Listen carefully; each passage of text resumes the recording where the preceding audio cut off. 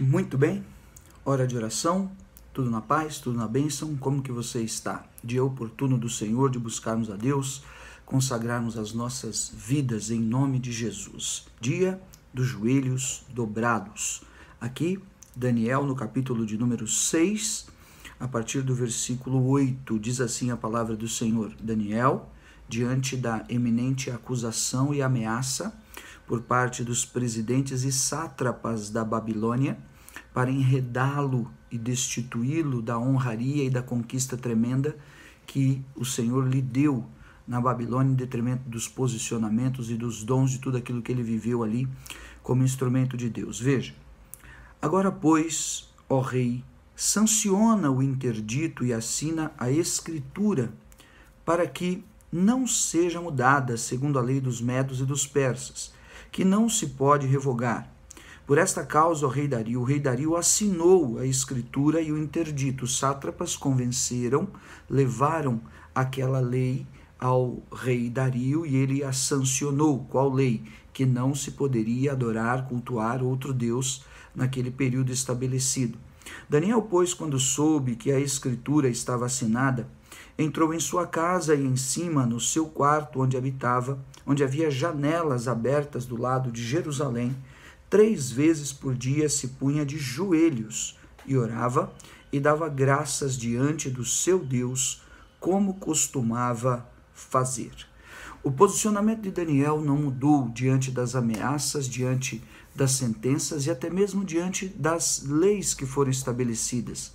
Ele era um dos presidentes, então Daniel foi enganado, foi passado para trás, foi deixado de fora daquela conspiração que obviamente se levantou contra ele. É o que o Salmo 91 chama do laço do passarinheiro, da peste perniciosa, da seta que voa de dia. Sabe o que acontece? Pessoas engembradas, pessoas possuídas por demônios, pessoas com seus interesses, cobiças, invejas e soberbas e malignidades que tramam e tentam enredar os servos de Deus, criando seus laços. Nada mais são do que pessoas pervertidas e perturbadas que estão nas mãos de Satanás, a pretexto dos seus interesses, a pretexto da sua própria vontade, do seu próprio benefício e do seu próprio lucro e do seu próprio favor, como aqueles presidentes, dos quais Daniel era um deles e não ali estava, e os sátrapas que queriam o seu cargo, sua posição, suas posses. Tudo gira em torno dessa grande malignidade, dessa maldade espiritual, da inveja, da soberba e dessa condição de ocupar o espaço uns dos outros através do que quer que seja de política humana, seja de mentira, seja de influência diante de pessoas superiores para que as pessoas venham e imponham cadeias e prisões sobre você de alguma forma. E hoje é dia de nós observarmos o posicionamento de Daniel diante do obscuro, diante do oculto e diante daquilo que ele não sabia que havia se levantado contra ele. Daniel subiu para sua casa, se pôs no seu quarto, haviam janelas voltadas para o lado de Jerusalém, e ali ele se pôs de joelho e orava e dava graças a Deus, como costumava fazer. Daniel continuou como ele costumava fazer, orando, dando graças a Deus, buscando ao Senhor, vivendo a sua consagração. Escute, aquela situação não o desanimou, aquela frustração não o envaideceu, aquele momento de levante do inimigo nas suas costas não causou dano à sua forma de buscar a Deus. A fé, a comunhão com o Espírito Santo de Deus e as certezas de Daniel não mudaram de maneira alguma. E que esse testemunho e exemplo hoje sirva para mim e para você, diante da má notícia, diante do perverso, diante do veneno da serpente, diante das ameaças e das afrontas da víbora, da serpente sinuosa e da serpente veloz, como fala Isaías, que é o dragão. Porque a nossa luta não é contra carne e sangue, e sim contra principados e potestades. Se Daniel tivesse uma milícia de guardas da Babilônia poderia tentar impor terror, de ameaça de espada, lança e escudo contra os presidentes e sátrapas e criar um grande morticínio na Babilônia diante do reinado do rei Dario, colocando as guarnições dos sátrapas e dos presidentes contra as guarnições de Daniel, ou o próprio Daniel em arma em punho de violência e de agressão tentando reagir. Mas não, porque a luta não é contra carne e sangue. Aqueles homens, eles estavam sendo usados e influenciados por demônios, usados e influenciados no pretexto de seu interesse, de sua cobiça, de sua inveja, tirar Daniel fora daquilo que era o seu esquema, que estava ali estabelecido claramente, não é verdade? Mas por trás estavam agindo demônios para destruir um servo de Deus, estavam agindo potestades, estavam agindo através desses argumentos e pretextos, uma obra de Satanás sem precedente, e que hoje nós precisamos ter essa guarda levantada para que não sejamos roubados. A nossa luta não é contra carne e sangue, e sim contra principados e potestades. E Daniel então se colocava de joelhos, orava e dava graças diante de Deus, como costumava fazer. Olha o que diz o apóstolo Paulo, Efésios capítulo 3, versículo 14 e 15. Por esta causa, falando aos Efésios, me ponho de joelhos diante do Pai, de quem toma todo o nome de toda a família, tanto no céu como na terra. Para que o apóstolo Paulo se colocava de joelho?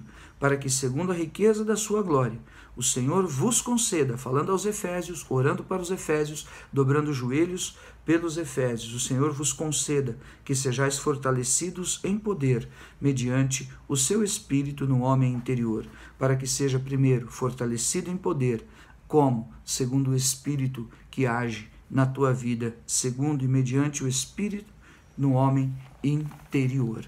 E a minha oração e o meu clamor hoje também é esse, que eu e você estejamos posicionados diante das frustrações que você tenha vivido talvez nesses últimos 2 ou 3 dias, onde você quis muito algo e não conseguiu, onde você pediu muito algo e você não teve, onde você esperava realmente que vivesse isso e não viveu.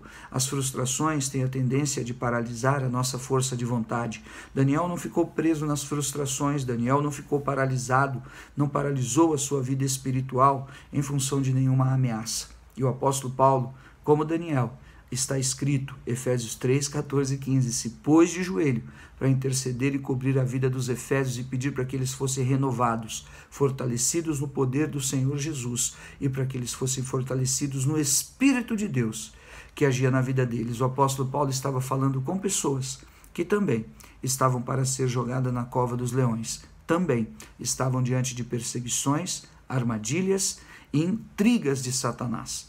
E hoje eu declaro as intrigas de Satanás, o veneno da serpente, a obra do inferno, em qualquer instância que tenha se levantado contra a tua vida, o que você achava líquido e certo que seria dado para você como uma caderneta anotada, como um contrato, como uma escritura, e de repente alguém vem e traz uma mudança daquele propósito. Quero dizer, em nome de Jesus, o Senhor continua com você e Ele permite que os sátrapas preparem o seu laço, mas Ele é o mesmo que faz com que os sátrapas sejam destruídos no laço que eles mesmos tentaram contra você.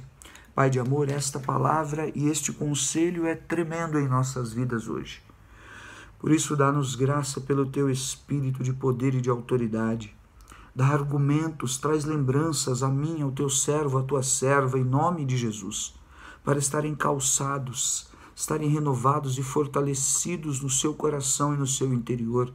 Que os laços, que as armadilhas, que as intrigas, as artimanhas, Senhor, daqueles que são experimentados na carne, exercitados nas estratégias de demônios, pela inveja, pela cobiça, pela ganância, aqueles que não têm nenhum tipo de pudor ou de problema em destituir, em, Senhor, arrazoar com a porção e a provisão dos ungidos de Deus, caiam por terra. Eu declaro amarrado o valente, quebrado em nome de Jesus o seu jugo, arrancado as suas armas, denunciado o principado da Pérsia, a obra maligna que enredou os presidentes e sátrapas da Babilônia. caia por terra em nome de Jesus. Eu te abençoo e declaro, Senhor, confirme o posicionamento de fé, dos joelhos dobrados, da porção grandiosa do Deus vivo sobre a tua vida. E te mostro o caminho da sua honra. Eu clamo pelos enfermos, pelos acamados, eu clamo pelos necessitados, pelos carentes, por aqueles que estão frustrados ou falidos, por aqueles que têm perecido e caído, que o nome do Senhor prevaleça sobre eles e encontrem nessa palavra o motivo de se renovar, de se fortalecer, de se levantar, porque o nome do Senhor será glorificado. Eu te abençoo nesse novo dia e que o nome do Senhor prevaleça em nome de Jesus. Fica com Deus.